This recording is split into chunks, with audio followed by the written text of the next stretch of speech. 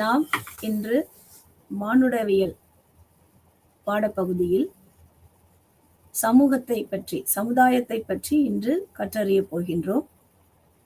இந்த பாடப்பிரிவின் நோக்கம், கற்றலின் நோக்கம் அப்படின்னு சொல்லி என்னன்னு பார்த்தோம்னா, முதலாவதாக இந்த சமுதாயத்தை பற்றி தெரிந்து கொள்வதன் வாயிலாக, இந்த பாடத்தின் வாயிலாக நாம் முதலாவதாக தெரிந்து கொள்வது ஒரு சமூகத்தின் அடிப்படை கருத்தை பற்றி நாம் தெரிந்து கொள்கிறோம். சமூகம் என்றால் என்ன, எதெல்லாம் சமுதாயத்திற்குள் வரும் அப்படின்றதெல்லாம் ஒரு அடிப்படை கருத்தை பற்றி இங்கே நாம் தெரிந்து கொள்ள இருக்கின்றோம். இரண்டாவதாக, இந்த சமுதாயம் என்ற கருத்து, அதனுடைய நோக்கம், அதனுடைய முக்கியத்துவம் எதை பற்றி சொல்கிறது, அதை பற்றி தெரிந்து கொள்கின்றோம். அடுத்ததாக, இந்த சமுதாயத்தில் எதெல்லாம் உள்ளடங்கி உள்ளது அப்படின்னு சொல்லி பார்க்கும் பொழுது, முதலாவது சமூகத்தில் குழுக்கள், ஒரு சிறு குழுக்கள், பெரிய குழுக்கள் எவ்வாறு சமுதாயத்தில் ஒரு சமூகமாக ஒரு அந்தஸ்தை பெறுகின்றது என்பதை பார்க்கின்றோம். குரூப், அதை பற்றி தெரிஞ்சுக்கிறோம். அதுக்கடுத்து அசோசியேஷன் அப்படின்னு சொல்ற சமூக நிறுவனங்கள் எவ்வாறு ஒரு சமுதாயத்துல ஒரு முக்கிய இடம் பெறுகின்றது, அதற்கும் சமுதாயத்திற்கும் என்ன தொடர்பு என்பதை தெரிந்து கொள்கிறோம். அதற்கு பின்பாக கம்யூனிட்டி என்று சொல்லக்கூடிய இனங்கள், மக்களுடைய இனங்கள், மக்களை நாம் இனங்களாக பிரிக்கின்றோம். அந்த கம்யூனிட்டி வாயிலாக ஒரு சொசைட்டியை எப்படி நம்ம பிரிக்கிறோம், அதற்குள்ள இதனுடைய உள்நோக்கம் என்ன அப்படிங்கிறதையும் தெரிந்து கொள்ள போகிறோம். அடுத்ததாக ட்ரைப் அண்டு கேஸ்ட், அதாவது பழங்குடி மக்கள் அப்புறம் சாதி, இந்த இரண்டும் சமுதாயத்தில் எந்த அளவுக்கு முக்கிய இடத்தை பெறுகிறது, அதனுடைய முக்கியத்துவமும் அதனுடைய முக்கிய கருத்தும் சமூகத்திற்கு எந்த அளவுக்கு தொடர்புடையதாக இருக்கிறது என்பதை இங்கே காண இருக்கின்றோம். அதற்கு பின்பாக சோசியல் ஸ்ட்ராட்டிஃபிகேஷன் அப்படின்னு சொல்றாங்க. ஸ்ட்ராட்டிஃபிகேஷன் அப்படின்னு சொன்னா படிநிலைகள் அப்படின்னு சொல்றாங்க. சமுதாய படிநிலைகள் அல்லது அந்த அடுக்குமுறைகள், அதாவது சமுதாயத்துல இருக்கக்கூடிய அடுக்குமுறைகள், நம்ம மேல்தட்டு கீழ்த்தட்டு அப்படின்லாம் சொல்றோம் அடுக்குமுறைகள். அப்போ சமூக பொருளாதார நிலைகளை வைத்து சமூகத்தில் மனிதர்கள் பிரிக்கப்படுகிறார்கள். அந்த சமூகம் எந்த அளவுக்கு எதை வைத்து, அதிகாரத்தை வைத்தா, பணத்தை வைத்தா, இல்ல உற்பத்தி பொருட்களை வைத்தா, பொருளாதார ரீதியாக அல்லது அரசியல் அதிகாரங்கள் வாயிலாக பல நிலைகளாக அது பிரிக்கப்படுகிறது. அந்த ஸ்ட்ராட்டிஃபிகேஷன் அப்படின்னு சொல்லக்கூடிய படிநிலைகளை பற்றி, சமுதாய படிநிலைகளை பற்றி இங்கு நாம் பார்க்க இருக்கிறோம். அதற்கு பின்பாக சமூகத்திற்கும் கலாச்சாரத்திற்கும் இடையே உள்ள தொடர்பினை நாம் இங்கே பார்க்க இருக்கிறோம். ஸோ இப்போ அதாவது சமூகத்தின் கீழே நம்ம என்னென்னலாம் பார்க்குறோம் அப்படின்னா, முதல்ல சமுதாயம்னா என்ன, சமுதாயமும் அதாவது கலாச்சாரத்துல ஆந்த்ரோபாலஜி, அதாவது மானுடவியலில் கலாச்சார மானுடவியல், சமுதாய மானுடவியல், அதற்கான தொடர்பு என்ன, அதற்கு பின்பாக சமுதாயம்னா என்ன, சமுதாயத்துல இருக்கக்கூடிய அந்த சமுதாயத்தை நிர்ணயிக்கக்கூடிய காரணிகள் என்னெல்லாம் அப்படின்னு சொல்லி பார்த்தோம்னா, முதலாவதாக இருக்கிறது குரூப், அதாவது சமுதாயத்துல குழுக்களாக இருக்கக்கூடியது. இரண்டாவதாக இருக்கிறது கம்யூனிட்டி அப்படின்னு சொல்லக்கூடியது, கம்யூனிட்டினா இனங்கள். அடுத்து அசோசியேஷன், நிறுவனங்கள். அடுத்ததாக இருக்கிறது ட்ரைப் அண்டு கேஸ்ட், ட்ரைபு பழங்குடி மக்கள், ஜாதி, அது இவைகளெல்லாம் சமுதாயத்தில் எவ்வாறு ஒரு முக்கிய கருத்தை பெறுகின்றன, இவற்றிற்கும் சமுதாயத்திற்கும் என்ன தொடர்பு என்பதை பார்க்கிறோம். இவைகளெல்லாம் சமுதாயத்தை நிர்ணயிக்கக்கூடிய காரணிகளாக எவ்வாறு அமைகின்றன என்பதையும் பார்க்க இருக்கின்றோம். அதுக்கடுத்ததாக சோசியல் ஸ்ட்ராட்டிஃபிகேஷன் அப்படின்னு சொல்லக்கூடிய படிநிலைகளை பற்றி பார்க்குறோம். அடுத்து ஸ்டேட்டஸ் அண்டு ரோல் அப்படின்னு சொல்லி பார்க்க போறோம். ஸ்டேட்டஸ்னா சமுதாயத்துல இருக்கக்கூடிய நிலை, அப்புறம் பாத்திரங்கள் அப்படின்னு சொல்லலாம், அல்லது நிலை, அதாவது பங்கு அப்படின்னு சொல்லலாம். சமுதாயத்துல ஒரு மனிதன், தனி மனிதனுடைய பங்கு, ஒரு ஆசிரியனாக என்ன மாதிரியான பங்கு வகிக்கிறோம்.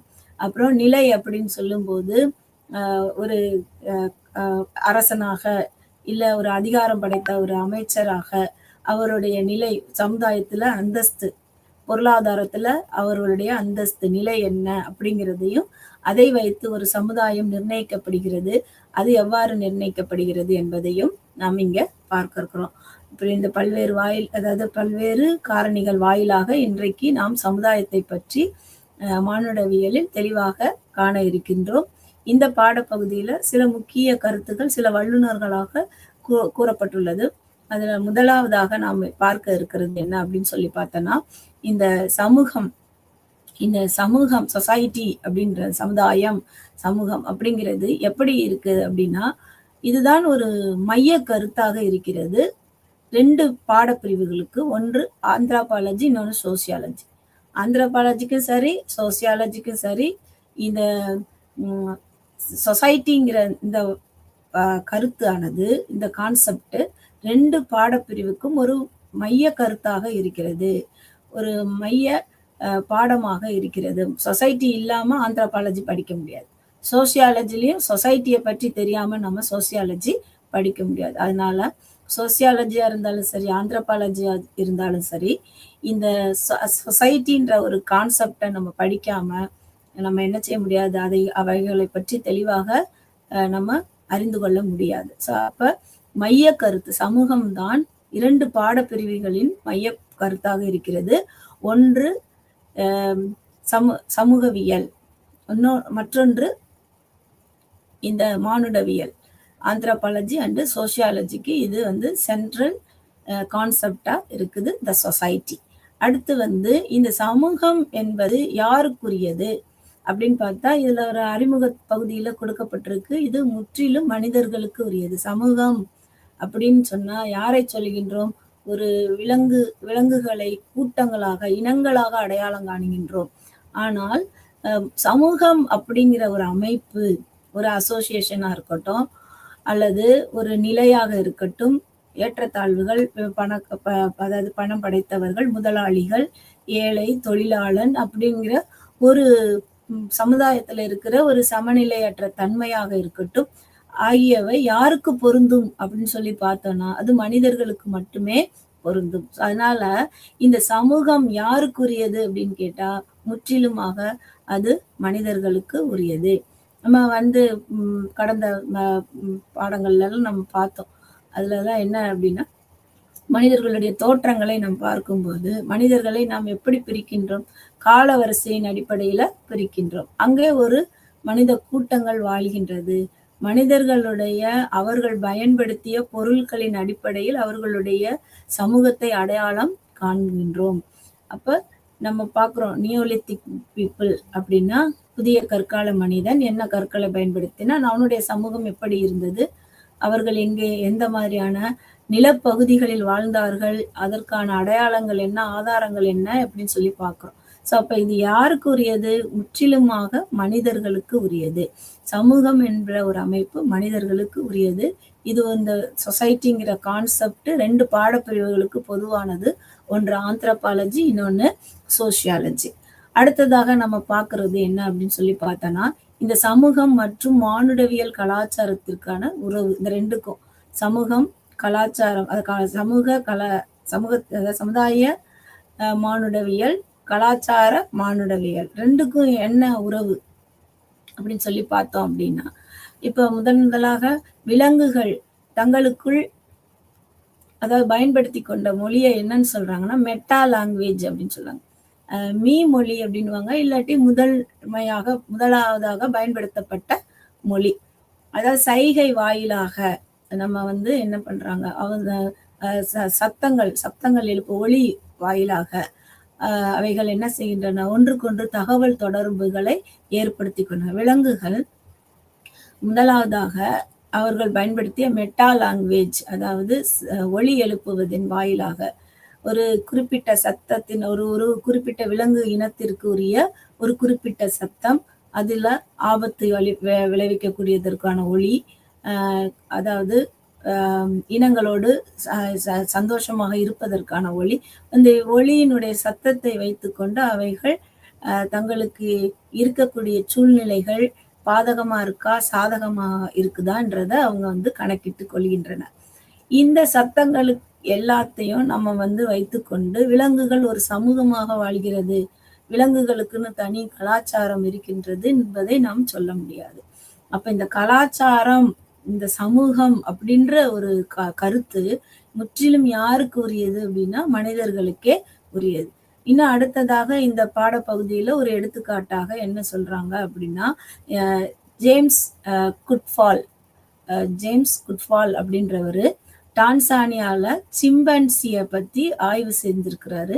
அவற்றின் வாயிலாக அவைகளுக்கு இடையே இருக்கக்கூடிய கலாச்சாரம் ஏதாவது இருக்கா அப்படின்னு சொல்லி பார்க்குறாங்க. அது ஒன்று இந்த ஒலி எழுப்பக்கூடிய, சத்தத்தை எழுப்பக்கூடிய ஒரு பாங்கு, ஒரு அவங்களுக்கு இடையில இருக்கக்கூடிய ஒரு ஒரு தகவல் தொடர்பு மட்டுமே. அதற்கு பின்பாக அவர் என்ன கருதுகிறார், இந்த சமூகம், கலாச்சாரம் என்பது யாருக்குரியது என்பதை அவர் வெளிப்படுத்துகிறார்னா, முற்றிலுமாக அது மனிதர்களுக்கே உரியது அப்படிங்கிறார். அதுக்கு பின்னாடி இன்னொரு கருத்து வைக்கப்படுது. ஒரு பறவை ஒரு கூடு கட்டுது. இந்த கூடு கட்டுற முறை அப்படின்னு சொல்லி பார்த்தீங்க அப்படின்னா, அதாவது காகம், குருவி போன்றவை மரத்துல கூடு கட்டும். ஸோ அப்போ கழுகு போன்ற பறவைகள் எல்லாம் உயர இருக்கக்கூடிய மலைப்பகுதிகளில் கூடு கட்டுது. இந்த கூடு கட்டுவதற்கு இவைகள் எடுத்துக்கொள்கின்ற பொருட்கள் அநேகமாக ஒன்றையாக தான் இருக்கின்றது. அப்ப இவைகள் கூடு கட்டுது, குஞ்சு பொறிக்குது, மீண்டும் அடுத்ததாக இன்னொரு மரத்திற்கு செல்லுது, கூடு கட்டுது, குஞ்சு. இப்படியே காலங்கள் கடந்து கடந்து வர வர வர அந்த கூடு ஒரே மாதிரியாக தான் இருக்கின்றதை தவிர அந்த கூட்டில் பயன்படுத்துகிற டெக்னாலஜி என்ன செய்யவில்லை, வளர்ச்சி பெறவில்லை. அந்த கூடு வந்து அதே மரத்துண்டுகள், கிளைகள், அந்த சருகுகளை வைத்து, காஞ்ச சருகுகள், இலைகள் வைத்துதான் அந்த கூடுகளை கட்டுகின்றன தவிர மண், களிமண்ணை கொண்டு தொழில்நுட்ப முறையை இந்த பறவைகள் மாற்றவில்லை. அதே போல் விலங்குகள் தங்களுக்குடைய வாழ்விடங்களை தொழில்நுட்ப ரீதியாக, அதாவது புதுமையை புகுத்தவில்லை. அங்க ஒரு மறுமலர்ச்சியை அவைகள் புகுத்தவில்லை. இவற்றையெல்லாம் செய்கின்ற ஒரே இனம் மனித இனம். ஸோ அதுதான் இங்க வந்து சொல்லப்படுது. இப்ப விலங்குகள் அப்படின்னா அவைகள் வந்து தங்களுக்குள்ள தகவல் தொடர்பை ஒலியின் வாயிலாக, அசைவுகள் வாயிலாக அவைகள் வந்து என்ன செய்கின்றன, தகவல்களை பரிமாறிக்கொள்கின்றன. பறவைகள் தங்களுக்குள்ளே ஒரே விதமான கூடு கட்டும் முறையை பயன்படுத்துகின்றன. காலந்தோறும் அதே தான் இருக்கின்றதை தவிர வேறு மாறுபட்ட ஒரு கூடு அமைக்கக்கூடிய, அப்ப மரங்கொத்தி பறவையா இருந்துச்சுன்னா அது மரத்துல பொந்து மட்டும் இருக்கு. அதே மாதிரிதான் ஒவ்வொன்றும் ஒரு ஒரு பறவைகளுக்கும் தனித்துவமான ஒரு கூடு கட்டக்கூடிய ஒரு பழக்கம் இருக்கு. அவைய தாய் பறவையிடமிருந்து அதில் குஞ்சு பறவைகள் அந்த கலாச்சாரத்தை கற்றுக்கொள்ளுது, அந்த முறையை கத்துக்கிறது. ஆனா அது வளர்ச்சி பெறுதா அப்படின்னா இல்லை. அது வந்து தொழில்நுட்பத்துறையில மாறுபடுதா அப்படின்னா இல்லை. ஸோ இவைகளை அடிப்படையாக வைத்துதான் மனித இனம் எப்படிப்பட்டதாக இருக்கு, இந்த சமூகம் என்பதும் அதே போன்று இந்த கலாச்சாரம், அத பண்பாடு, இவற்றையெல்லாம் சொல்லும்போது இது யாருக்குரியதாக இருக்கிறது, முற்றிலும் மனிதர்களுக்கே உரியது அப்படின்னு யார் சொல்றா, ப்ரௌஸ்லா மாலினோஸ்கி அப்படிங்கிறவர் சொல்றாரு. ப்ரௌஸ்லா மாலினோஸ்கி அப்படிங்கிறவர் சொல்றாரு. முதல்ல சொன்னது ஜேம்ஸ் குட்ஃபால். இந்த ஜேம்ஸ் குட்ஃபால் என்ன பண்றாங்க அப்படின்னா, சிம்பான்சி, அதாவது டான்சானியால இருக்கக்கூடிய சிம்பான்சியை ஆய்வு செய்ததன் வாயிலாக விலங்குகளுக்கு இடையே இருக்கக்கூடிய அந்த சமூக கலாச்சார தொடர்பை கண்டுபிடிக்கிறாங்க. அவைகளிடம் அது இல்லை, மனிதர்களிடம் மட்டும்தான் இருக்கிறது. அதற்கு சில எடுத்துக்காட்டுகளை சொல்றாங்க. அதே போல இந்த ப்ரௌஸ்லா மாலினோஸ்கி அப்படிங்கிறவர் இந்த பண்பாடு, கலாச்சாரம் இவைகள் எல்லாம் யாருக்கே உரியது, மனிதர்களுக்கு உரியது என்பதை சொல்றாங்க. இந்த மனித இனம்தான் பேசும் சமூகமாக இருக்கின்றது. பல்வேறு மொழிகளை உலகத்துல பார்க்குறோம், நிறைய. இப்ப இந்தியாவிலே பார்க்குறோம், ஆயிரக்கணக்கான மொழிகள் இருக்கிறது. ஸோ அப்ப நம்ம பார்க்குறோம் என்ன மொழிகள் வந்து அதிகமான மொழிகள் இருக்கிறது, பேசுகின்ற வழக்கம் மனிதர்களிடம் இருக்கிறது. இவையெல்லாம் விலங்குகளுக்கும் பறவைகளுக்கும் கிடையாது. இந்த பேசுவதன் வாயிலாக இவர்களுடைய தொழில்நுட்ப முறை என்ன செய்யப்படுகிறது, வேறுபடுகிறது. அவர்களுடைய பழக்க வழக்கம் வேறுபடுகிறது. ஒரு இனத்திற்கும் மற்றொரு இனத்திற்கும் இந்த கலாச்சார ரீதியாக வேறுபாடு வருவதற்கு என்ன காரணம், ஒன்று மொழி, அவர்கள் பயன்படுத்துகின்ற பொருட்கள், அவர்கள் வாழுகின்ற சீதோசன நிலை, புவியியல் அமைப்புகள், இவைகள் எல்லாமே ஒரு மனித இனத்தை மற்றொரு மனித இனத்திலிருந்து பிரிக்கிறது. ஸோ இந்த சமூகமும் இவற்றை எல்லாத்தையும் உள்ளடக்கியதாக இருக்கிறது. இப்போ மனிதன் வந்து ஒரு பேசும் சமூகமாக இருக்கிறான். விலங்குகளும் பேசுது. அது ஆனால் எப்படி பேசுது அப்படின்னா மெட்டா லாங்குவேஜில் பேசுது. கரெக்டான ப்ரனன்சியேஷன் பண்ணி எக்ஸ்பிரஷன் உணர்வுகளை வெளிப்படுத்தி கரெக்டான தகவலை மனிதன் மட்டுமே என்ன செய்கின்றான், இன்னொரு மனிதனுக்கோ அல்லது இன்னொரு சமூகத்திற்கோ இன்னொரு நாட்டிற்கோ அவன் வந்து தன்னுடைய தேவையையோ அல்லது தன்னிடம் உள்ள வளர்ச்சியையோ வெளிப்படுத்துகிறான். ஸோ இதுதான் வந்து நம்ம பார்க்குற இந்த 2வது நிலை. அடுத்ததாக பார்க்குறோம், இந்த மனிதன் எப்படிப்பட்ட இந்த கலாச்சாரம் சமூகத்திலிருந்து எப்படி வேறுபடுது. கலாச்சாரம் சமூகம் என்ன அப்படின்னா சமூகத்துல அம்மா அப்படிங்கிற ஒரு அம்மா குழந்தைக்கு இடையிலான உறவு எப்படிப்பட்டதா இருக்கு. உலகத்துல எல்லா நாடுகளிலும் தாய்க்கும் குழந்தைகளுக்கும் பிள்ளைகளுக்கும் இடையான உறவு ஒன்றுதான். ஆனால் இந்த தாய் கற்றுக் கொடுக்கின்ற தாய் எவ்வாறு குழந்தையிடம் நடந்து கொள்ள வேண்டும் என்ற ஒரு கலாச்சாரம் இடத்திற்கு இடம் மாறுபடுகின்றது. அதாவது நம்மளுடைய தமிழ் கலாச்சாரம் வேற மாதிரி இருக்கும். பார்த்தீங்க அப்படின்னா வட இந்தியாவில் இருக்கக்கூடிய கலாச்சாரம், அதாவது தாய் எவ்வாறு நடந்து கொள்வது. அப்போ நம்ம தமிழ் இலக்கியங்கள் வாயிலாக நம்மளுடைய மூதாதையர்கள் நம்மளுடைய அதாவது சங்க காலத்தில் இருந்த தாய் எவ்வாறு இருந்தால், அவருடைய கலாச்சாரம் எப்படி இருந்தது. இப்போ ஒரு எடுத்துக்காட்டாக நம்ம சொல்றோம், ஒரு வீர தாய் இருந்தால் அவன் என்ன பண்றான், தன்னுடைய மகன் போர் களத்துல இறந்து போயிட்டான்னு கேள்விப்பட்டவுடன் அவள் அங்கே சென்று தன் மகன் முதுகுல அந்த காயம் பட்டிருக்கானா, மார்புல காயம் பட்டிருக்கானா, புறமுதுகு காட்டி இறந்திருக்கானா அப்படிங்கிறத பார்த்து அவ வந்து என்ன பண்றா, அவ தன்னுடைய மகன் புறமுதுகு காட்டினா அவளுக்கு பால் கொடுத்த மார்பை அறுத்து எறிகிறேன் அப்படிங்கிற ஒரு கலாச்சாரம் நம்மகிட்ட இருந்திருக்கு. அவன் மார்புல வாங்கினா வீர மரணம் அடைஞ்சான்னு சந்தோஷப்படக்கூடிய ஒரு தாயாக இங்கே ஒரு தாய்க்குரிய ஒரு கலாச்சாரத்தை நாம் பார்க்கின்றோம். இந்த மாதிரியான கலாச்சாரம் ஒரு பெண்ணு ஒரு தாயானவள் குழந்தைக்கு பால் கொடுக்கிறது மட்டுமல்ல, அதையும் தாண்டி ஒரு வீரத்தாய் தன் மகனுக்கு வீரத்தை ஊட்டுகின்ற ஒரு கலாச்சாரத்தை நம்மளுடைய தமிழ் இலக்கியங்கள் வாயிலாக நாம் தெரிந்து கொள்றோம். ஸோ இந்த மாதிரியான ஒரு பாங்கு ஒவ்வொரு இடத்துல இருக்கு. இப்ப சிவாஜியா இருக்கட்டும், ஹரிச்சந்திரன் கதை இருக்கட்டும். அப்ப ஹரிச்சந்திரன் கதைகளை சிவாஜிக்கு அவங்க அம்மா வந்து சொல்றாங்க. அப்ப அதே மாதிரி காந்திக்கு ஹரிச்சந்திரன் கதைகள் வந்து சொல்லப்படுது. ஸோ ஒரு தாய் தன் மகனுக்கு எதை சொல்லிக் கொடுக்கிறார், ஒரு கலாச்சாரத்தை, ஒரு பாங்கு, ஒரு நல்ல பண்பை கற்றுக் கொடுக்கிறார். உண்மையா இருக்கணும் அந்த சமூகத்துல அப்படிங்கிற ஒரு விஷயத்தை ஒரு குழந்தை தாயிடமிருந்து கற்றுக்கொள்ள. இந்த தாயும் குழந்தைக்கும் இடையான உறவு ஒன்றுதான் உலகம் எங்கும். ஆனால் கற்றுக் கொடுக்கின்ற அந்த கலாச்சாரம் இப்ப குறிப்பா எடுத்துக்கிறோம் அப்படின்னா, இப்ப இந்தியா முழுவதும் நமக்கு என்ன இருக்கு அப்படின்னு சொன்னா சட்டங்கள் இருக்கிறது, சட்ட தொகுப்புகள் இருக்கிறது. கிட்டத்தட்ட நம்மளுடைய இந்திய அரசியலமைப்பு சட்டம் தான் ஒரு நீண்ட ஒரு அரசியலமைப்பு சட்டமாக இருக்கிறது. 12 அட்டவணைகளோடு இருக்கிறது. அப்ப இப்படி வந்து இருக்கக்கூடிய இந்த எழுதப்பட்ட அரசியலமைப்புல நிறைய சட்டத்திட்டங்கள் இருக்கிறது. அவைகள் எல்லாம் தாயினால் இங்கே எடுத்து சொல்லப்படவில்லை இந்தியாவுக்குள்ள. ஆனா இங்கிலாந்துல பாத்தீங்க அப்படின்னு சொன்னா, இங்கிலாந்துல என்ன முறை இருக்கின்றது, அங்க சட்டங்கள் திட்டங்கள் எழுதப்படவில்லை. Unwritten constitution. இங்க ரிட்டன் கான்ஸ்டியூஷன் இருக்கு இந்தியால, அங்க அன்ரிட்டன் கான்ஸ்டியூஷன். ஸோ அங்க எழுதப்படலை. ஆனா அவைகள் எப்படி அந்த சட்ட திட்டங்கள் பிள்ளைகளுக்கு எடுத்து செல்லப்படுகிறது அப்படின்னு சொன்னா, மரபு வழியாக பழக்க வழக்கங்கள் வாயிலாக இந்த சட்ட ஒழுக்க நெறிகள் எல்லாம் அந்த குழந்தைகளுக்கு கற்றுக் கொடுக்கப்படுகிறது. அப்ப என்ன பாக்குறோம் அப்படின்னா, ஒரு கலாச்சாரத்தை இங்க பாக்குறோம். அப்ப இந்தியாவுல சட்டங்கள் எழுதப்பட்டிருக்கு, இங்கிலாந்துல சட்டங்கள் எழுதப்படல, ஆனால் ஒவ்வொரு குழந்தைகளையும் சென்றடைகிறது. அப்ப இங்க வந்து கலாச்சாரத்துல ஒரு மாற்றம் ஏற்படுகிறது. சட்ட திட்டத்தை கொண்டு செல்வதில் இங்கே அன்பு காட்டப்படுது, நீதி ஒழுக்கம் நெறிகள் எல்லாம் தாயிடமிருந்து அதாவது பிள்ளைகளுக்கு கற்றுக் கொடுக்கப்படுது. அங்கே வந்து சட்ட திட்ட நெறிகள் வந்து எழுதப்படாமல் ஒரு மரபு வழியாக பாரம்பரியமாக பழக்க வழக்கத்தின் வாயிலாக அங்க சட்டத்திட்டங்கள் மனிதர்களுக்கு குழந்தைகளுக்கு எடுத்து சொல்லப்படுகிறது. அதுதான் இங்க வந்து நம்ம பார்க்கிறோம். அதாவது அம்மா குழந்தைக்கான உறவு மாறுபடும். ஒரு ஒரு தேசத்திற்கும் இவை என்னப்படும் மாறுபடும்.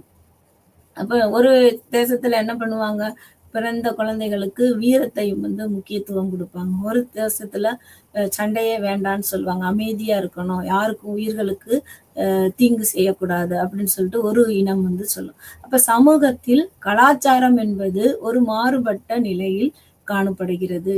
சமூகத்துல அப்ப மனித இனத்தில் அடையாளம் காண்பதற்கு இந்த சமூகமும் கலாச்சாரமும் ஒன்றுக்கொன்று தொடர்புடையதாக இருந்து நமக்கு வந்து நிறைய வித்தியாசங்களை வேறுபட்ட காரியங்களை நமக்கு எடுத்து கூறுகின்றது.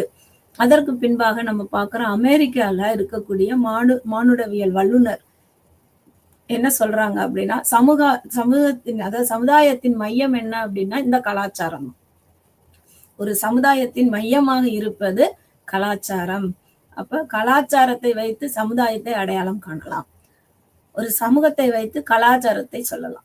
இந்த ரெண்டு ஒன்றுக்கொன்று தொடர்புடையதாக இருக்கிறது. இப்ப மானுடவியல்ல இந்த ரெண்டும் முக்கியம், சமூகமும் முக்கியம், கலாச்சாரமும் முக்கியம். ஒரு மனிதனுடைய ஒரு மனித இனத்தினுடைய பாரம்பரியத்தை, அவனுடைய தோற்றத்தை, அவனுடைய கலாச்சாரத்தை, அவனுடைய சமூகத்தை அறிவதற்கு நமக்கு வந்து இவைகள் எல்லாம் வந்து உறுதுணையாக இருக்கிறது. அடுத்து வந்து ராபர்ட் லாவி அப்படிங்கிறவர் என்ன சொல்றாரு அப்படின்னா, கலாச்சாரம் என்பது எப்படி கணித துறையில பூஜ்ஜியம் ரொம்ப முக்கியம், அதாவது பூஜ்ஜியம் அப்படிங்கிறது அதுக்கு வேல்யூ இல்லாட்டாலும் ஆனா அது இருக்கின்ற இடம் ரொம்ப முக்கியமான ஒரு இதா இருக்கு. அதேதான் இங்கேயும் என்ன சொல்றாங்க அப்படின்னா, இந்த ராபர்ட் லாவி அப்படின்றவர் ஒரு கலாச்சாரம் என்பது ஒரு சமூகத்துல ஒரு எப்படி இருக்குது, பூஜ்ஜியம் போன்று இருக்கு. கணிதத்துல பூஜ்ஜியம் எவ்வளவு முக்கியமோ, நம்ம ஒரு கால கணிப்பு எடுக்கிறோம், அதாவது பொது ஆண்டுக்கு முன் அப்படின்றோம், CE common era, BCE before common era அப்படிங்கிறோம். அப்ப நமக்கு சென்ட்ரல்ல என்ன இருக்கு அப்படின்னு சொன்னா ஜீரோன்னு ஒண்ணு இருக்கு. ஜீரோ இருந்தாதான் நம்ம வேல்யூ பண்ண முடியும் இல்லைங்களா? அப்ப வந்து 1 2 3 அப்ப -1 2 அப்படின்னு சொல்ற, -1 -2 அப்படின்னு போறது. அந்த மாதிரி ஜீரோக்கு ரொம்ப முக்கியத்துவம் கொடுக்கப்படுது கணிதத்துல. அதுக்கு அது வந்து ஜீரோ அப்போ ஒண்ணுன்னா அதுக்கு ஒரு எண்ணிக்கை இருக்கு, வேல்யூ இல்லாட்டால் ஜீரோக்கு அந்த மாதிரி வேல்யூ இல்லை. ஆனா அது ரொம்ப முக்கியத்துவம் வாய்ந்தது. அதன் இருக்கிறது மைய புள்ளியில் இருக்கிறது. சமூகத்தின் மைய புள்ளியில் எது இருக்கிறது? கணிதத்தில் ஜீரோ அமைந்திருப்பது போல சமூகத்துல எது அமைந்திருக்குன்னா கலாச்சாரம் அமைந்திருக்கு. இப்ப நம்ம என்ன பார்த்திருக்கோம் அப்படின்னா, சமூகம் மானுடவியல் கலாச்சாரத்திற்கும், அதாவது கலாச்சார மானுடவியல் சமூக மானுடவியல் ரெண்டுக்கு இடையில உள்ள உறவுகளை நாம் இங்க பாக்குறோம். நான் என்ன சொல்லியிருக்கேன் அப்படின்னா, இந்த பாடப்பகுதியில் நமக்கு என்ன கொடுக்கப்பட்டிருக்கு அப்படின்னா, விலங்கு அது பேசின முதல் மொழி என்னன்னா மெட்டா லாங்குவேஜ்ன்றாங்க. மெட்டா லாங்குவேஜ் மீ மொழி அப்படின்னு சொல்றாங்க. அது வந்து ஒலி எழுப்புவதன் வாயிலாக தகவல் தொடர்பை ஒன்றுக்கு ஒன்று பரிமாற்றிக் கொள்கிறது. அதுக்கடுத்து ஜேம்ஸ் குட்ஃபால் அப்படிங்கிறவர் சிம்பான்சியை பத்தி டான்சானியால என்ன பண்றாரு, ஆய்வு மேற்கொண்டார். அதன் வாயிலாக விலங்குகளுடைய பண்பாடு கலாச்சாரத்தை பற்றி அவர் ஆய்வு செய்றார். அதுல அவர் கருத்து என்ன வெளியிடுறாரு அப்படின்னா, மனித இனம்தான் கலாச்சாரத்தினுக்குரியது, கலாச்சாரம் என்பது மனித இனத்திற்கே உரியது அப்படிங்கிறாரு. அப்போ ஒரு பறவை கூடு கட்டுது, அந்த பறவை கூடு கட்டுறதுல நோ டெக்னாலஜிக்கல் டெவலப்மெண்ட். அப்ப அதுல ஏதாவது டெக்னாலஜி டெவலப் ஆயிருக்கா? பறவை வந்து அதே மெட்டீரியலை வச்சுதான் என்ன செஞ்சுட்டே இருக்கு, இன்னமும் கூடு கட்டுது. ஆனா மனிதன் என்ன பண்றான், தான் வாழுகின்ற இடத்தை அதுக்கு ஒரு டிசைன் பண்றான், ஒரு பிளான் பண்றான், அதுல ஒரு ஆர்ட் கொண்டு வரான். இது எல்லாமே என்னது, கலாச்சாரம். அப்ப மனிதனுடைய வீடு கட்ட, அப்ப குகைகளில் வாழ்ந்த மரங்கள்ல வாழ்ந்த மனுஷன் அடுத்து குகைகள்ல வாழ்றான். அப்புறம் நிலையான வீடுகளை கட்டி அமைக்கிறான், குடிசை வீடுகள், மண் வீடுகள். அதுக்கடுத்து பாத்தீங்க அப்படின்னு சொன்னோம்னா அவன் வந்து செங்கல்னால, இப்ப சிந்து சமவெளி நகரத்துல செங்கல்னால, சுட்ட செங்கல்னால கட்டடங்களை கட்டுறான், அடுக்குமாடி கட்டடங்களை கட்டுறான். அப்புறம் பாக்குறோம் நம்ம பளிங்குனால கட்டுறான், மார்பிள்னால என்ன செய்யறாங்க, கட்டடங்கள் கட்டுறான். அப்ப இதுல ஒரு வளர்ச்சி இருக்கு இல்லையா?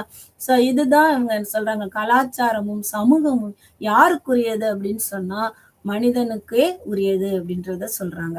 அதுக்கு அடுத்து பாத்தீங்கன்னா மனித இனம் எப்படிப்பட்டது அப்படின்னா பேசும் சமூகமாக இருக்கிறது, ஒரு பேசுகின்ற சமூகம். இந்த பேசுகின்ற சமூகம் வெவ்வேறு மொழிகளை பேசுகின்ற சமூகமாக இருக்கிறது. அம்மா குழந்தைக்கான உறவு எப்படி ஒரு கலாச்சாரத்தை வெளிப்படுத்துது அப்படிங்கிறத நம்ம தெளிவா பார்த்தோம். அம்மா குழந்தைக்கு உறவு உலகமெங்கும் அம்மா குழந்தைக்கு ஆன உறவு ஒரு அன்பு பாசம் அதெல்லாம் இருந்தாலும் அதை தாண்டி கலாச்சாரம் என்பது ஒரு தாய் ஒரு பிள்ளைக்கு தாய் என்னென்ன செய்யணுங்கிறது ஒவ்வொரு இனத்திற்கும் ஒரு ஒரு சமுதாயத்துக்கும் மாறுபட்டு காணப்படுகிறது. அதுதான் நம்ம பார்த்தோம். இங்கிலாந்துல இருக்கக்கூடிய அரசியலமைப்பு எழுதப்படாதது ஆனாலும் பாரம்பரியமாக பழக்க வழக்கங்கள் வாயிலாக பண்பாட்டு வாயிலாக அவர்கள் என்ன செய்கின்றார்கள் வழக்காறு வாயிலாக மக்களுக்கு அதாவது தன்னுடைய குழந்தைகளுக்கு இந்த சட்டத்திட்டங்களை புகுத்துறாங்க. ஆனா இங்க இந்தியாவில் எழுதப்பட்டிருக்கு ஆனா நம்மளுடைய தாய் குழந்தைக்கு அதை புகுட்டுகிறாளா இல்லை. நம்ம கல்வி வாயிலாக தான் இந்த சட்டத்திட்டங்களை தெரிந்து கொள்கிறோம். அது மட்டுமல்ல நம்ம பார்க்குறோம் ஒரு தமிழ் கலாச்சாரத்துல அப்படின்னா ஒரு வீரத்தாய் இருக்கிறாங்க. அந்த வீரத்தாயினுடைய அவங்களுடைய என்ன நினைக்கிறாங்க தன்னுடைய மகன் போர்க்களத்துல மார்பில் அம்பு பாய்ந்து இறந்தவனாக இருந்தால் அவ பெரும் மகிழ்ச்சி அடைகிறார். அப்படி இல்லை அப்படின்னா அவளுக்கு என்ன வருது அப்படின்னா அவ என்ன பண்ண ஆரம்பிக்கிறா அவனுக்கு பால் கொடுத்த மார்பை துண்டிக்கக்கூடிய ஒரு கலாச்சாரத்தை பார்க்கிறோம். ஸோ இந்த மாதிரி தாய்க்கும் பிள்ளைக்கான உறவு வாயிலாக ஒரு கலாச்சாரத்தை நாம் கற்றுக்கொள்ளலாம். அது வேறுபட்டு காணப்படுது உலகத்துல ஒவ்வொரு நாட்டிற்கும் அது என்ன செய்கிறது வேறுபட்டு காணப்படுகிறது. அமெரிக்க மானுடவியல் வல்லுநர் சமுதாயத்தின் மையம் என்ன அப்படின்னா இந்த கலாச்சாரம் அப்படின்னு சொல்றாரு. ராபர்ட் லாவி அப்படிங்கிறவர் இந்த கலாச்சார மையம்ன்றத ஒரு எக்ஸாம்பிளோட சொல்றாங்க. என்னன்னா கணிதத்துல எப்படி 0 முக்கியமோ 0 முக்கியமோ அதே போல கலாச்சாரம் என்பது சமூகத்தினுடைய மையமாக இருக்கிறது அப்படிங்கிறத சொல்றாங்க. அப்ப சமூகத்துக்கும் கலாச்சாரத்துக்கும் இடையாலான உறவு நமக்கு தெரிஞ்சிருச்சு.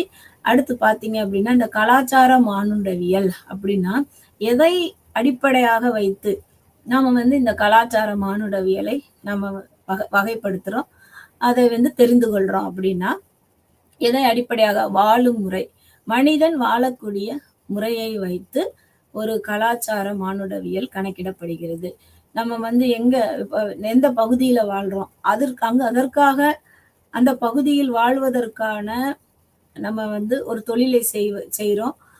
இப்ப எடுத்துக்காட்டாக அப்படி பார்த்தோன்னா குறிஞ்சி நில மக்களை எடுத்துக்கலாம். அவங்க மலையும் மலை சார்ந்து வாழ்றாங்க. அப்ப அவர்கள் பயன்படுத்திய பொருட்கள் அவங்க வேட்டையாடினாங்க, தேன் எடுத்தாங்க.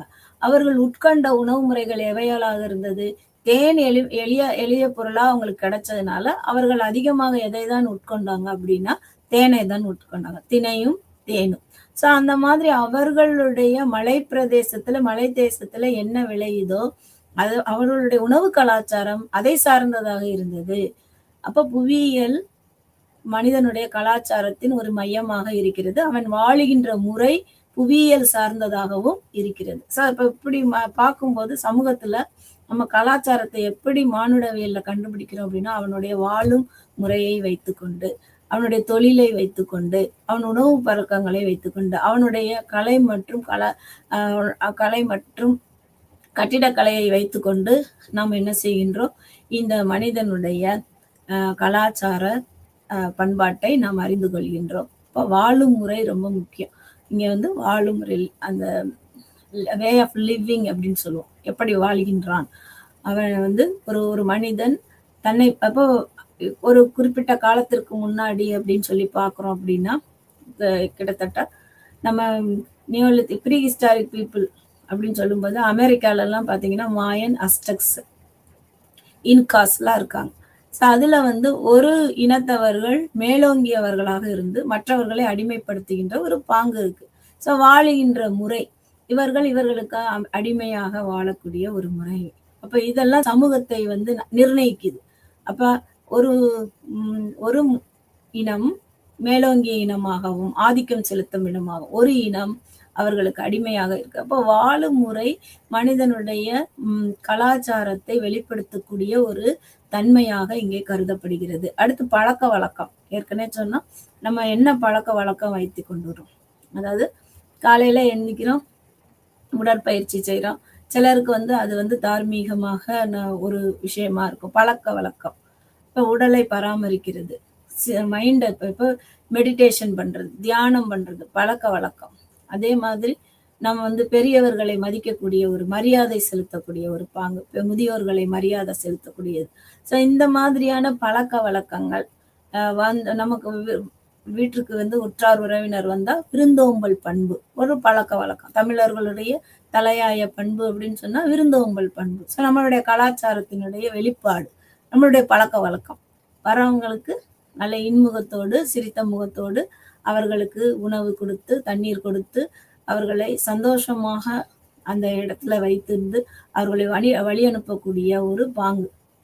அங்கு விளையக்கூடிய பொருட்களை அவர்களுக்கு கையில கொடுத்து அவர்களை இன்முகத்தோடு வழி அனுப்பக்கூடிய ஒரு பாங்கு விருந்தோம்பல் பண்பு. ஸோ இந்த பழக்க வழக்கங்கள் இதே மாதிரி சமூகத்துல எத்தனையோ விதமான பழக்க வழக்கங்கள் நம்மள்ட்ட இருக்குது.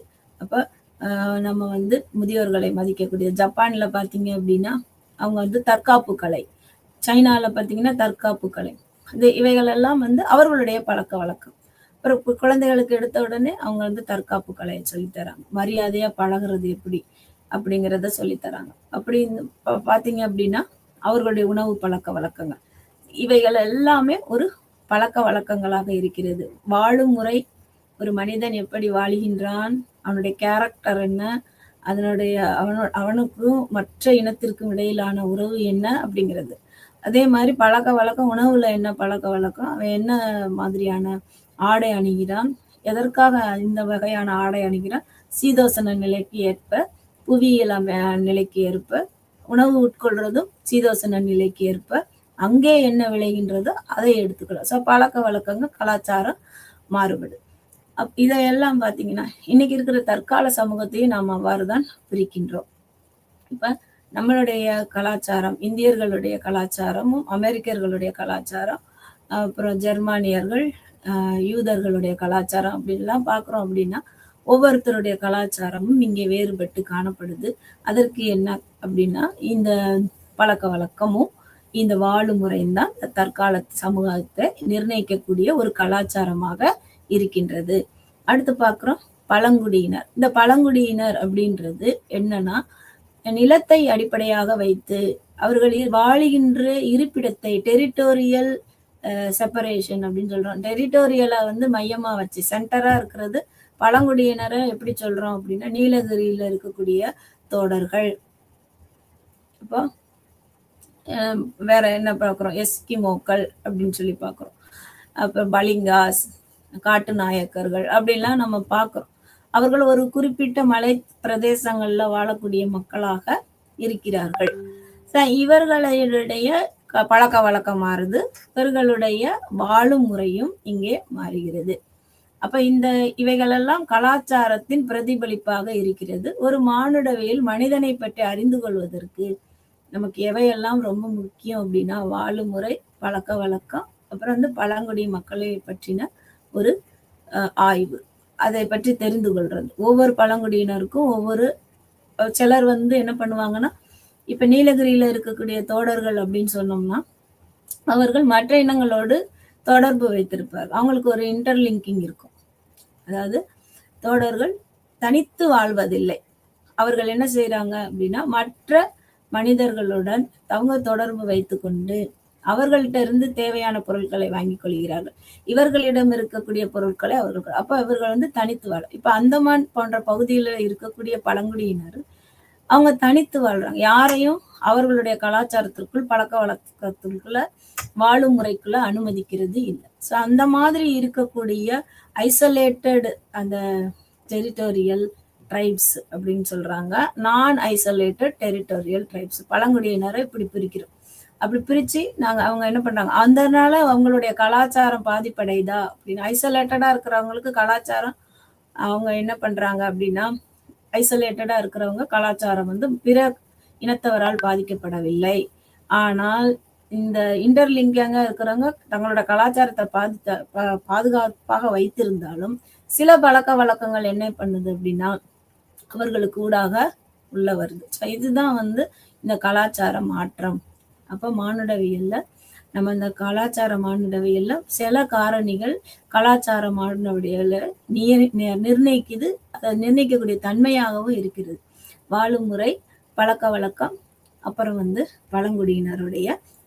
அதுக்கடுத்து இப்ப பாக்குறோம் இந்த பிரிட்டிஷ் மானுடவியல் வல்லுனர் ஒருத்தர் இருக்காரு. அவங்க யார் அப்படின்னா ஏஆர் ராட்க்ளிஃப் பிரவுன். இந்த ஏஆர் ராட்க்ளிஃப் பிரவுன் அப்படிங்கிறவங்க யாருடைய ஃபாலோயர் அப்படின்னா பிரெஞ்சுல இருக்கக்கூடிய ஒரு சமூகவியல் வல்லுனரான எமில் டர்கிம். அவருடைய கருத்து தாக்கம் இவருக்குள்ள இருக்கு. நான் இன்னொருக்க சொல்றேன். பிரிட்டிஷ் மானுடவியல் வல்லுனர் யாருன்னா AR Radcliffe Brown. AR Radcliffe பிரவுன்றவர் பிரிட்டிஷ் மானுடவியல் வல்லுனர். இந்த பிரிட்டிஷ் மானுடவியல் வல்லுனருக்குள் யாருடைய கருத்தின் தாக்கம் அதிகமாக இருக்கின்றது அப்படின்னா பிரெஞ்சு சமூகவியல் வல்லுனரான எமில் டர்கிம். அவருடைய கருத்து தாக்கம் இவருக்குள்ள அதிகமாக. ஃபாலோயர் யாரு? ஏஆர் ராட்க்ளிஃப் பிரவுன் வந்து யாரோட ஃபாலோயர் அப்படின்னா இந்த பிரெஞ்சு சமூகவியல் வல்லுனரான எமில் டர்கிமுடைய ஃபாலோயர். அவரை பின்பற்றாரு. இதுல வந்து என்ன அப்படின்னா இவர் என்ன சொல்றாரு, இந்த டர்கிம் அப்படிங்கிறவரு இந்த சமூகத்தை எப்படி சொல்றேன்னா அதாவது சோசியல் மாஃபிக் அப்படின்னு சொல்றாங்க. அதாவது சமூக அதாவது இன்ஃப்ராஸ்ட்ரக்சர்னு சொல்றாங்க. சோசியல் இன்ஃப்ராஸ்ட்ரக்சர் அப்படின்றாங்க. மார்பாலஜி, சோசியல் மார்பாலஜி அப்படின்னா என்ன அப்படின்னா சோசியல் அதாவது சமூக கட்டமைப்புன்னு சொல்றோம். சமூகத்தினுடைய கட்டமைப்பு, சமூகத்தினுடைய உருவமைப்பு. இப்ப நம்ம எடுத்துக்காட்டாக நம்ம எதை பார்க்கலாம் அப்படின்னா சிந்து சமவெளி நாகரிகத்தையே பார்க்கணும். அப்ப அந்த சமூக மக்கள் எப்படி வாழ்ந்தாங்க அப்படின்னா நல்ல ஒரு நாகரிக வாழ்க்கை வாழ்ந்தாங்க. அதாவது நகர வாழ்க்கை வாழ்ந்தாங்க. அப்ப அந்த நகர வாழ்க்கை வாழ்ந்தார்கள் என்பதற்கான அங்க ஒரு சோசியல் ஸ்ட்ரக்சர் இருக்கு இல்லைங்களா? ஸோ அங்க என்ன இருக்கு அப்படின்னா அவர்கள் வாழ்ந்த பகுதிகளில் சுட்டச்செங்கற்களால் கட்டின கட்டிடங்கள், அடுக்குமாடி கட்டிடங்கள், அதாவது கழிவு நீரை அகற்றக்கூடிய, கழிவு நீரை முறையாக அகற்றக்கூடிய கால்வாய்கள், அதற்கு பின்பாக பொது குளியல் அறை, இவைகள் எல்லாம் அந்த சமூக மக்களினுடைய அந்த கலாச்சாரத்தை, அவங்களுடைய பாங்கு, அவர்கள் வந்து என்ன பண்றாங்க, ஒவ்வொரு வீடுகளிலையும் மழை நீராக இருக்கட்டும், கழிவு நீர் வெளியேற்றக்கூடிய ஒரு நாகரிகமான ஒரு சுத்தமான ஒரு சூழல்ல வாழ்ந்தாங்க அப்படிங்கிறதுக்கான ஒரு கட்டமைப்பு அங்கே காணப்படுகிறது. ஸோ இந்த மாதிரி ஒரு கட்டமைப்பு, அதாவது சோசியல் மார்பாலஜி அப்படிங்கிறாரு யாரு? இந்த எமில் டர்கிம் அப்படிங்கிறவரு அதை சொல்றாங்க. எமில் டர்கிம் சொல்ற அந்த social structure, social morphology. So இதை வந்து யாரு சொல்றா அப்படின்னா எமில் டர்கிம். இவரை ஃபாலோ பண்ணவர் யார் அப்படின்னா இந்த பிரிட்டிஷ் மானுடவியல் ஏஆர் ராட்க்ளிஃப் பிரவுன். அவங்க தான் வந்து ஃபாலோ பண்றாங்க. இந்த மானுடவியல், சமூக மானுடவியலுக்குன்னு ஒன்று என்ன, ஒரு சேர் இருக்கு, ஒரு தலைமை இடம் இருக்கிறது. இதை யார் தோற்றுவிக்கிறா? சமூக மானுடவியலினுடைய இருக்கை அப்படின்னு சொல்லலாம், இல்லாட்டி தலைமை இடம் கூட சொல்லலாம். ஸோ இதை யார் தோற்றுவிக்கிறா? சமூக மானுடவியலுடைய ஒரு அமைப்பு, ஒரு இருக்கை. தோற்றுவிக்கிறது எப்ப அப்படின்னா 1905 லிவர்பூல் அப்படிங்கிறவர் தோற்றுவிக்கிறார். 1905 இந்த சமூக மானுடவியல் இருக்கை, சேர் ஆஃப் சோசியல் ஆந்த்ரோபாலஜின்னு சொல்றாங்க. சேருன்றாங்க, சேர் ஆஃப் சோசியல் ஆந்த்ரோபாலஜி. அந்த இதை வந்து ஃபவுண்டர் யார் அப்படின்னு சொன்னா இந்த லிவர்பூல். எப்ப ஃபவுண்ட் பண்றாரு அப்படின்னா, எப்ப தோற்றுவிக்கிறாருன்னா 1905 இதை தோற்றுவிக்கிறார். சரி, இந்த சேர்ல முதல்ல ஆக்கியபை பண்ணவர் யாரு? அந்த சேரை முதலாக யாரு போய் அமர்றா அப்படின்னு சொல்லி பார்த்தோம்னா சர் ஜேம்ஸ் ஃப்ராசர் அப்படிங்கிறவர். சர் ஜேம்ஸ் ஃப்ராசர் அப்படிங்கிறவர் தான் அந்த சேர்ல, அந்த இருக்கையில அமர்றார். இப்ப என்ன சொல்றாங்க அப்படின்னா ஒரு கருத்து, இந்த சமூக மானுடவியல் அப்படிங்கிறத யார் தோற்றுவிக்கிறா அப்படின்னா அந்த சேரை யார் தோற்றுவிக்கிறா அப்படின்னா லிவர்பூல்ன்றவர் தோற்றுவிக்கிறாரு 1905. இந்த இதுல முதலாக அமர்ந்தவர் யார் அப்படின்னா சர் ஜேம்ஸ் ஃப்ராசர். ஸோ இந்த ஜேம்ஸ் ஃப்ராசர் எழுதிய நூல் தான் த கோல்டன் பஃப் அப்படிங்கிற ஒரு நூல் வந்து யாரால் எழுதப்பட்டது அப்படின்னா இந்த ஜேம்ஸ் ஃப்ராசர் எழுதிய நூல். ஸோ கிளிப்போர்ட் கிரீட்ஸ் அப்படின்றவர் ஒரு மானுடவியல் வல்லுனர். அவர் என்ன சொல்றாரு, சமூக வாழ்க்கையை மையமாக வைத்துதான் இந்த மானுடவியல் இருக்கிறது. சமூக வாழ்க்கையை மையமாக வைத்து மானுடவியல். அதே மாதிரி கலாச்சாரம் இல்லாமல் சமூகம் இல்லை அப்படிங்கிற கருத்தையும் அவங்க சொல்றாங்க. 2 கருத்தை சொல்றாங்க. யாரு? கிளிஃபோர்ட் கிரீட்ஸ் மானுடவியல் வல்லுனர் 2 கருத்தை முன்வைக்கிறாங்க. ஒன்று, சமூக வாழ்க்கையை மையமாக வைத்துதான் மானுடவியல் இருக்கின்றது. அப்ப இந்த சமூக வாழ்க்கை மையமாக வைத்து மானுடவியல் இருக்கிறது. ஆனால் இங்க என்ன சொல்றாங்கன்னா, கலாச்சாரம் இல்லாமல் சமூகம் இல்லை. 2.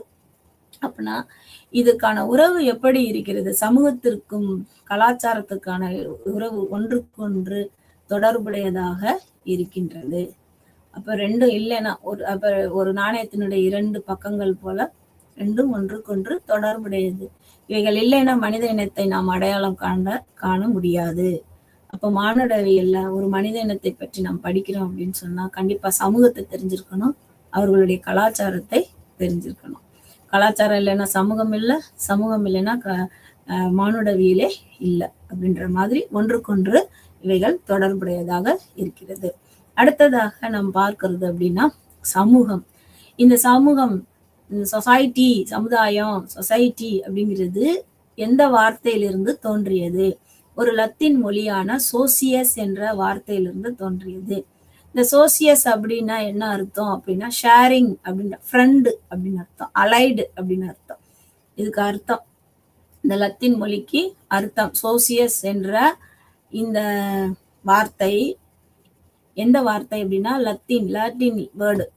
இந்த லாட்டின் வேர்டுக்கு என்ன மீனிங் அப்படின்னா இங்க வந்து ஷேரிங் அப்படின்னு சொல்றாங்க, ஃப்ரெண்ட்ஸ் அப்படின்னு சொல்றாங்க, அப்புறம் வந்து என்ன சொல்றாங்க, அலைடு, ஒன்று கொண்டு தொடர்புடையது, சோசியஸ் அப்படின்னு. இப்ப வந்து பாக்குறோம், ஒரு சமூகத்துல ஒரு தனி மனிதன், அவனை எவ்வாறு அழைக்கின்றார்கள்? அவனை வந்து ஒரு பர்சன், நபர் அப்படின்னு, தனி நபர், தனி மனிதன் அப்படின்னு அழைக்கிறாங்க.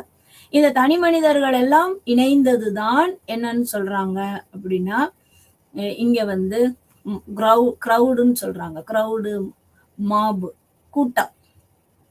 தனி மனிதர்கள் இணைந்ததுதான் ஒரு கூட்டம், ஒரு குழு அப்படின்னு சொல்லி நம்ம சொல்லலாம். அப்ப சமூகத்துல சமூகம் என்ற வார்த்தை எதிலிருந்து பிறந்தது அப்படின்னா சோசியஸ் என்ற லாட்டின் வேர்டுல இருந்து பிறந்தது. இந்த சோசியஸ் என்ற வார்த்தைக்கு என்ன அர்த்தம் அப்படின்னா ஷேரிங், ஃப்ரெண்ட், அப்புறம் வந்து அலைடு அப்படின்னு சொல்லி அர்த்தம், துணை அப்படின்னு அர்த்தம், துணைன்னு அர்த்தம். அப்ப பாத்தீங்க அப்படின்னா இண்டிவிஜுவலா ஒரு மனுஷன் இருக்கான் சமூகத்துல அப்படின்னா அவனை பர்சன் அப்படின்னு சொல்லி சொல்றாங்க, ஒரு நபர், தனி நபர். இந்த தனிநபர் எல்லாம் சேர்ந்ததுதான் ஒரு கூட்டம், கிரவுட், மாபு அப்படின்னு சொல்றாங்க. அரிஸ்டாட்டில் இந்த மனிதனை எப்படி சொல்றாரு அப்படின்னா மனிதன் ஓர் சமூக விலங்கு, மனிதன் ஓர் அரசியல் விலங்கு அப்படி சொல்லிட்டு அரிஸ்டாட்டில் வந்து என்ன செய்யறாரு, அடையாளம் காட்டுறாரு. மனிதன் கண்டிப்பா ஒரு மனிதன் தனித்து வாழ்வது இயலாது, அவன் பிறரை சார்ந்துதான் வாழ முடியும், அவன் கூட்டமாகத்தான் வாழ முடியும், விலங்குகளை போல் அல்ல அப்படிங்கிறத அரிஸ்டாட்டில் தெளிவா சொல்றாங்க. என்னன்னு, மனிதன் ஒரு சமூக விலங்கு, மனிதன் ஒரு அரசியல் விலங்கு. அவன் என்ன பண்ணுவான், ஆதிக்கம் செலுத்தக்கூடியவன். அரசியல் விலங்குனா சமூகத்துல அவன் ஆதிக்கம் மற்ற எல்லாற்றையும் காட்டிலும் மற்றவற்றை இவன் பயன்படுத்துவான், ஆதிக்கம் செலுத்துவான். அதுதான் அங்க உள்ள கருத்து அரிஸ்டாட்டிலோட. அப்ப காங்கிரிகேஷன் ஆஃப் இண்டிவிஜுவல், அதான் சொன்னேன், இண்டிவிஜுவல் தனிநபர் எல்லாம் சேர்ந்த ஒரு கூட்டம், ஒரு சபை எவ்வாறு அழைக்கப்படுது அப்படின்னா கிரௌடு, மாபுன்னு சொல்றோம். அப்புறம் பாத்தீங்கன்னா இது வந்து இந்த கிரௌடு, மாபெல்லாம் எப்படின்னா ஹியூமன் பீயிங் உள்ளதுதான் அந்த சமூகம். சமூகம்ன்றது கலெக்டிவிட்டி ஆஃப் ஹியூமன் பீயிங், மனிதன் சேர்ந்ததுதான் அது ஒரு சமூகம். இதுக்குன்னு ஒரு தனித்துவம், யூனிக்னஸ் இருக்கு, சாலிடிட்டி இருக்கு அப்படின்னு சொல்றாங்க.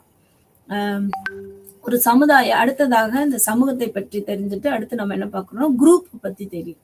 அப்போ சமுதாயத்துல ஒரு குழு எப்படி இருக்கிறது அப்படின்னா இது எப்படி ஹையரார்கி, ஆர்டர், ஒரு ஃப்ளோ சார்ட் மாதிரி போட்டோம் அப்படின்னு சொன்னா எப்படி வருது அப்படின்னா முதல்ல பாத்தீங்க அப்படின்னா மேல இருந்து கீழே பாக்குறோம்.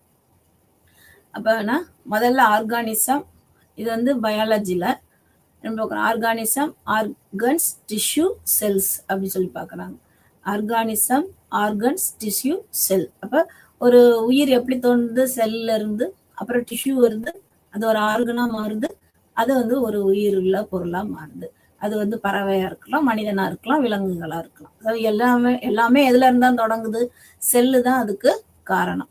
அப்ப ஒரு சயின்ஸ்ல ஒரு உயிரினம் தோன்றுவதில் ஒரு செல் எவ்வளவு முக்கியமோ, அதே மாதிரி சமுதாயத்துல ஒரு குழு தோன்றுவதற்கு நம்ம பார்க்குறோம் இல்லையா? சமுதாயம் அப்படின்னு முழுமையான ஒரு ஒரு ஒரு பெரிய ஒரு கான்செப்ட் பார்க்குறோம். அந்த கான்செப்ட் உருவாகுறதுக்கு யாரு ரொம்ப முக்கியம் அப்படின்னா, இண்டிவிஜுவல் முக்கியம்.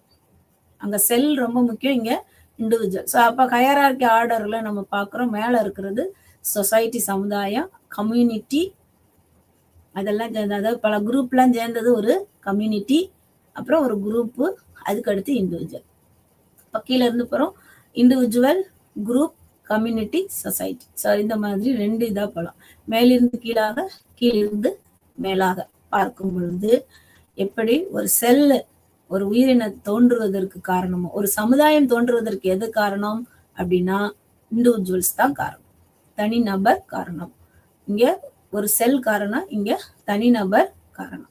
அடுத்ததாக நம்ம பார்க்கிறோம், ஜார்ஜ் ஹோமன்ஸ் அப்படிங்கிறவரு என்ன சொல்றாரு அப்படின்னா, சமூகத்தை சோசியல் பிரிக் அப்படின்றாரு. சமூகத்தை எப்படி சொல்றாங்க அப்படின்னா சோசியல் பிரிக், ஒரு சமூக செங்கல் அப்படின்றாங்க.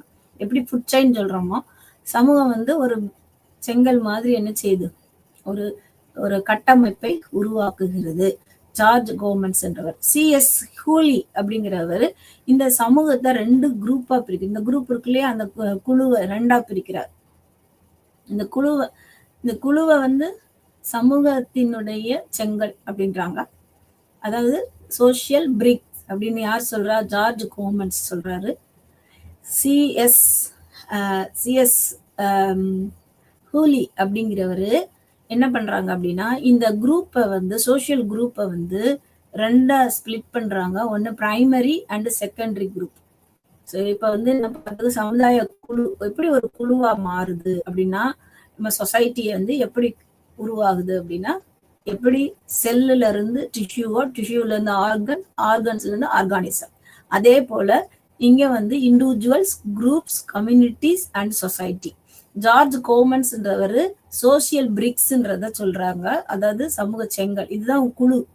ஒரு செங்கல் மாதிரி இந்த குழுக்கள் எல்லாம் ஒரு சமூகத்தை கட்டமைக்கின்றது. அதுக்கடுத்து சிஎஸ் கியூலி அப்படிங்கிறவர் பிரைமரி குரூப் அண்ட் செகண்டரி குரூப்பை வந்து பிரிக்கிறாங்க. குரூப்பையே 2ஆ பிரிக்கிறாங்க. அப்ப என்ன, இந்த பிரைமரி குரூப் எப்படிப்பட்டதா இருக்கும் அப்படின்னு சொல்லி பாத்தீங்கன்னா, ஸ்மால் குரூப், வேற ஒண்ணும் கிடையாது, ஒரு சின்ன குரூப்.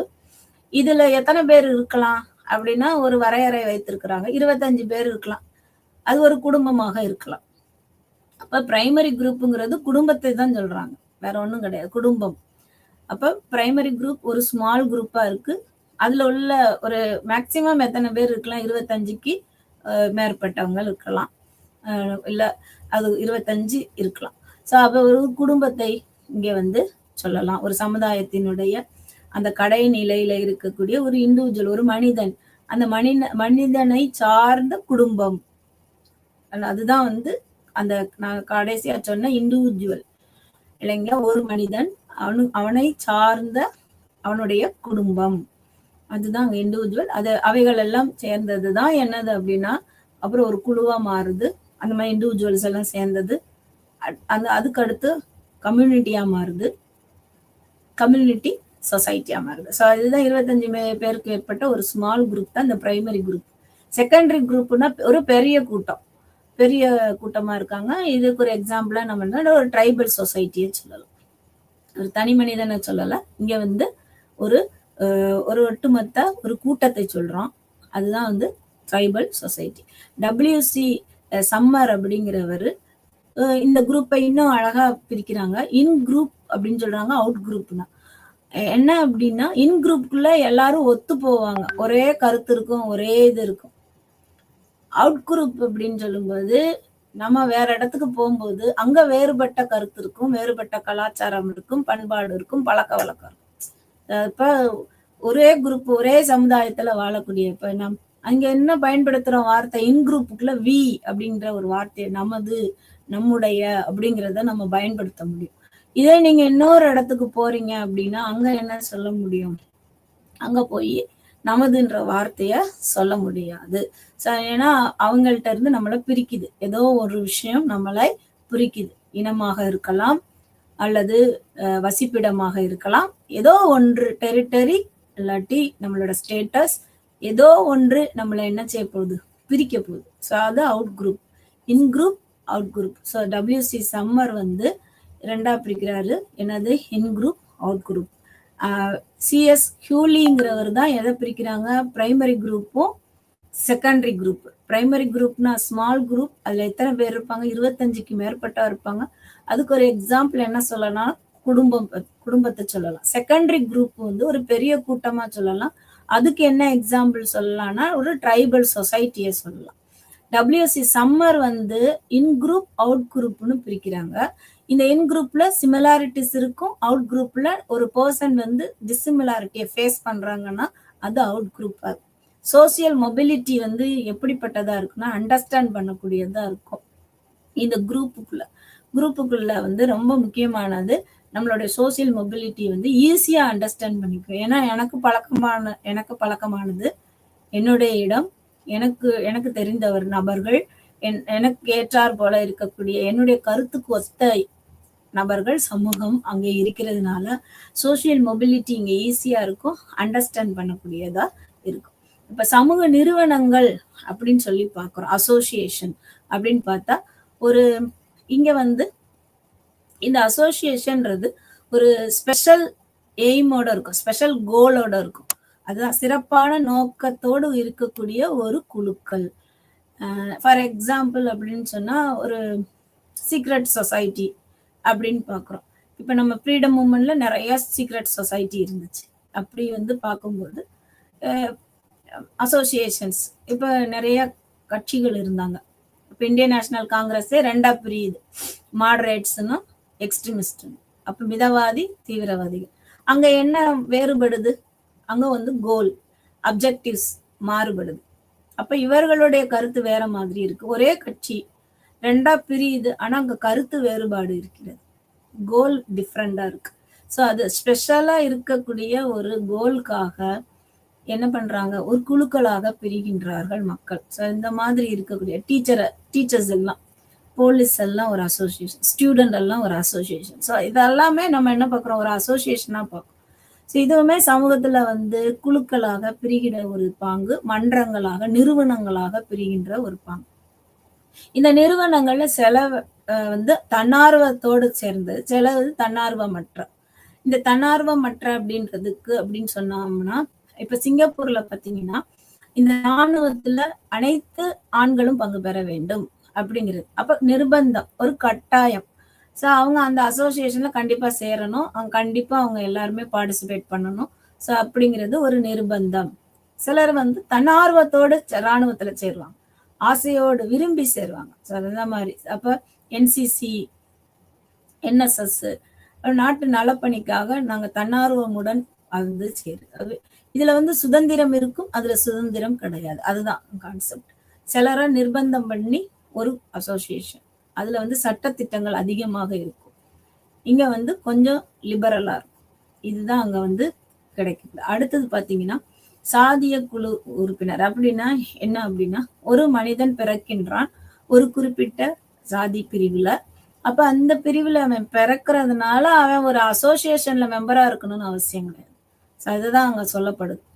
அவன் வந்து ஒரு வேற வழி இல்லை, அந்த குடும்பம் அந்த இனத்தை சார்ந்தது, சாதி பிரிவை சார்ந்தது. அதனால அவன் அங்க பிறக்கிறனால அவனுக்கு அந்த அடையாளம் கொடுக்கப்படுது. அதனால அவன் ஒரு உறுப்பினர்ன்ற ஒரு அங்கத்தினர்ன்ற ஒரு அடையாளம் அங்க இங்க பிறந்த உடனேயும் இல்ல பிறந்ததுனால அவன் உறுப்பினர்னு சொல்ல முடியாது.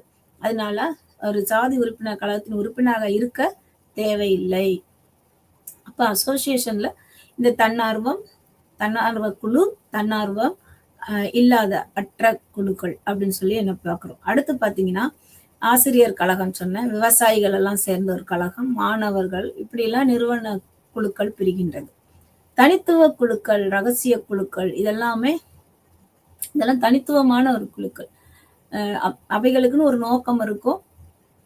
அவற்றை அவர்கள் சரிவர செய்து அதை வந்து திருப்தி அடைந்து வெற்றி பெற்று வளர்ச்சி பெறுதான் இந்த நிறுவனங்களுடைய நோக்கமாக இருக்கலாம். ரகசிய குழுக்கள் ஒரு கட்சி சார்ந்ததா இருக்கலாம், பாசிசம், நாசிசம், கம்யூனிஸ்ட், மார்க்சிசம், ஸோ இந்த மாதிரி கட்சி சார்ந்ததாக இருக்கலாம். அது ஒரு அது குழுக்கள், சீக்ரெட் சொசைட்டி இருந்தது ஐரோப்பாவில்.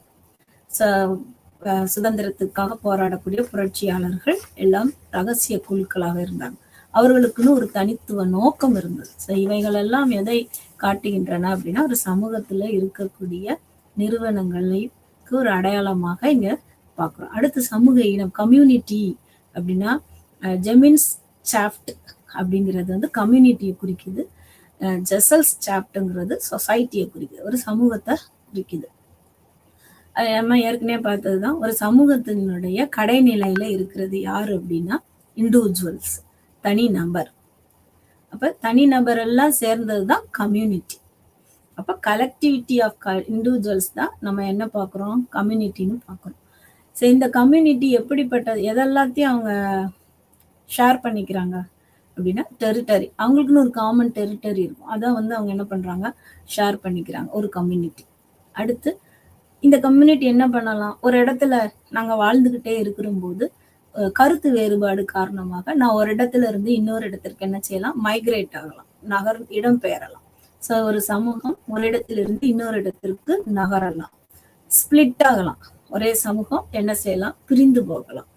அப்புறம் அந்த கம்யூனிட்டிக்கு என்ன உண்டு அப்படின்னா பார்டர் லைன் கம்யூனிட்டி அப்படின்னு சொல்றாங்க. சில கம்யூனிட்டிக்கு border line community. For example நம்ம வந்து பார்க்குறோம், அந்த 6th century 5th to 6th century BC அப்படில பார்க்கும்போது புத்த மதத்தை பார்க்கலாம்.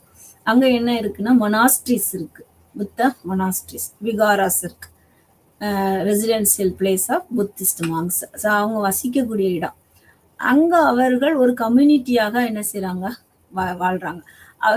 இந்த இடத்துல இருந்து வந்தவங்க தான் புத்த மதத்தினர்னு கருதப்படலை. அவர்கள் சைனால இருந்து வரலாம், இல்ல ஸ்ரீலங்கால இருந்தும் அவர்கள் வரலாம். இந்தியாவிலிருந்து ஸ்ரீலங்காக்கும் அந்த புத்த மத குருக்கள் அதை புத்த மதத்தை பரப்புவது நோக்கத்தோடு அவர்கள் செல்லலாம். ஸோ அவர்கள் எல்லாம் ஒரே இடத்துலையும் சந்திக்கக்கூடிய ஒரு இடமாக இருந்ததுதான் இந்த மொனாஸ்ட்ரிஸ். ஸோ அந்த மொனாஸ்ட்ரி வாழ்க்கையில அவர்கள் எல்லாம் ஒரு கம்யூனிட்டியா இருக்கும்போது அவர்களுக்குன்னு ஒரு பார்டர் இருக்கு, ஒரு லிமிட் இருக்கு இல்லையா, பார்டர் கம்யூனிட்டிஸ். ஸோ ஆனா நம்ம சிலருக்கு என்ன கிடையாது, இங்கதான் இருக்கணும், இப்படித்தான் இருக்கணும்ன்ற ஒரு கட்டுப்பாடு இல்லாத ஒரு கம்யூனிட்டியும் இருக்கு, இனமும் இருக்கின்றது. ஸோ சமூகத்துல கட்டுப்பாடு உள்ள, தன்னார்வம் உள்ள ஒரு இனங்கள் இருக்கிறது, தன் ஆர்வமற்ற சுதந்திரமான இனங்களும் இருக்கின்றது. ஸோ அந்த மாதிரி நம்ம வந்து பிரிக்கிறோம். அப்போ ஒரு மனிதன் வாழ்றான், பிறக்கிறான், வாழ்றான், சாகுறான், அவன் வந்து ஒரு பணி செய்தா ரிட்டையர்ட் ஆகிறான். ஸோ இதெல்லாம் வந்து அவனுக்கு வந்து ஒரு வாழ்க்கையினுடைய படிநிலைகளாகத்தான் கருதப்படுகிறது தவிர அங்க வந்து ஒரு ரெஸ்ட்ரிக்ஷன்ஸ் வந்து கிடையாது, கட்டுப்பாடுகள் கிடையாது. ஸோ அடுத்தது பார்க்குறோம் பழங்குடியினர் மற்றும் சாதி.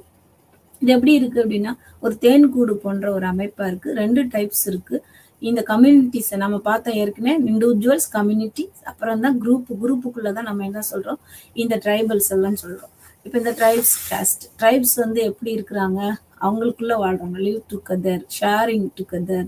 ஸோ அவங்க உங்களுக்குன்னு ஒரு காமன் லாங்குவேஜ் இருக்கு, ரொம்ப முக்கியமானது. ஒரு ட்ரைபல்ஸுக்கும் ஒரு லாங்குவேஜ் இருக்கும், அவங்களுக்குன்னு ஒரு கல்ச்சர் இருக்கும், அவங்களுக்குன்னு ஒரு ரிலீஜியன் இருக்கும், அவங்களுக்குன்னு ஒரு கஸ்டம்ஸ் அண்ட் ப்ராக்டிஸ் இருக்கும், லைஃப் ஸ்டைல் இருக்கும். ஸோ இதெல்லாமே இருக்கும். அடுத்து வந்து அவங்க பொலிட்டிக்கல் லீடர் இருப்பாங்க, ஒரு கம்யூனிட்டிக்கும் ஒரு லீடர் இருப்பாங்க, ஹையரார்கிக்கல் ஆர்டர் படி ஒரு லீடர் இருப்பாங்க. எதுக்கு அந்த லீடர் அப்படின்னா அவங்களுக்குள்ள ஏற்படுற டிஸ்பியூட்ஸ், ப்ராப்ளம், இஷ்யூஸை சால்வ் பண்றதுக்கு.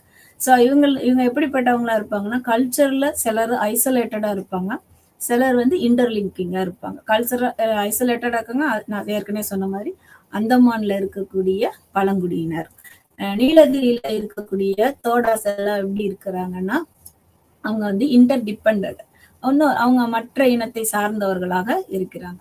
சில அதுதான் இவர் வந்து டேவிட் மேண்டல்பாம் வந்து என்ன சொல்றாங்கன்னா, எல்லாருமே ஐசோலேட்டட் கிடையாது, ரேர்லி தான் ஐசோலேட்டட் அப்படின்றத அவர் வந்து இந்த மானுடவியல்ல பெரிய ஒரு கருத்தை முன்வைக்கிறாங்க.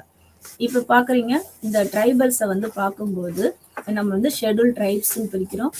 அப்புறம் வந்து சிலரை வந்து சிறுபான்மையினர்கள் அப்படின்னு சொல்றோம், மைனாரிட்டிஸ் அப்படின்னு சொல்றோம். அவங்களுக்குன்னு ஒரு இண்டிஜினியஸ் அடையாளங்கள் இருக்கும் இல்லையா. அதுக்கடுத்து எத்னிக், அவங்க இனவியலாக பிரிக்கப்பட்டு இருப்பாங்க. அடுத்து நேஷனல் ட்ரைபல் பாலிசியில கிட்டத்தட்ட 700 பழங்குடியினர் இருக்கிறாங்க. இன்றைக்கு நாம் சமூகத்தை பற்றி பார்த்தோம். அதுல பல்வேறு காரணிகளையும் தன்மைகளையும் பார்த்தோம். நன்றி, வணக்கம்.